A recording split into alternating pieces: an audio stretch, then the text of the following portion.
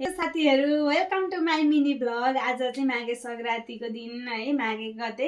हजुरहरु सबैजनालाई माघे संक्रान्तिको धेरै धेरै शुभकामना।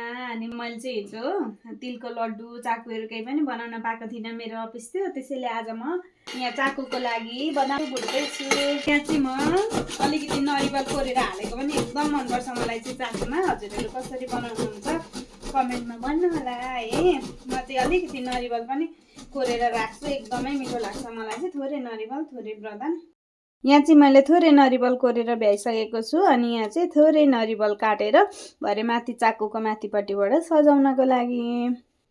अब चाहिँ म सखर काट्दैछु, यसलाई चाहिँ मसिनो पारेर काट्छु अनि त्यसपछि चाकु बसाउँछु।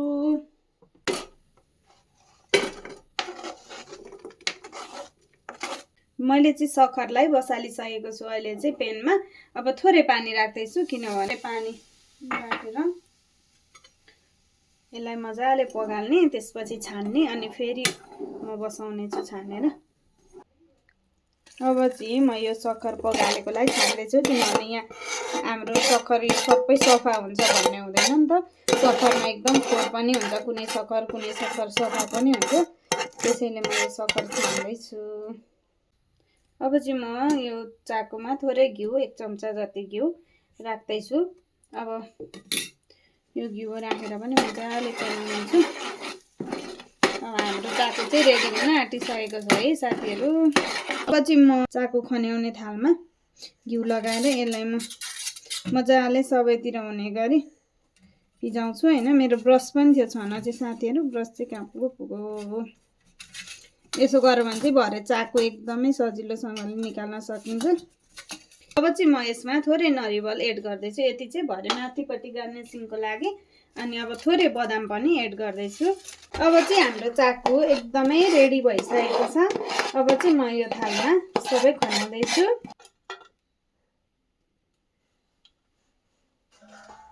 अब चाहिँ म यहाँ तिल भुट्दैछु।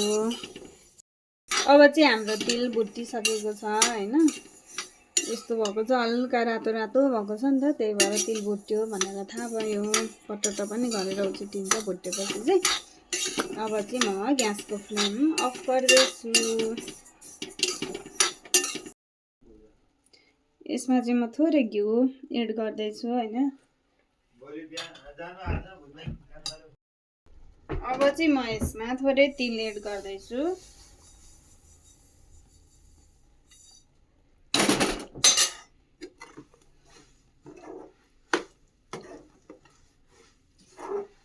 अब चाहिँ म यसलाई लड्डु बनाउन जाँदैछु। एकदमै तातो छ, होस गरेर बनाउनु पर्ने हुन्छ। मैले चाहिँ अहिले हातमा घिउ लगाएर अब यो लड्डु बनाउन थालेँ। साथीहरु हजुरहरुले सबैजनाले बनाइसक्नु भयो होला। हाम्रो चाहिँ भर्खर आज बन्दैछ। अब चाहिँ हाम्रो तिलको लड्डु बनेर रेडी भइसकेको छ। यता तिलको लड्डु रेडी भएको छ भने यता चाहिँ छ चाकु।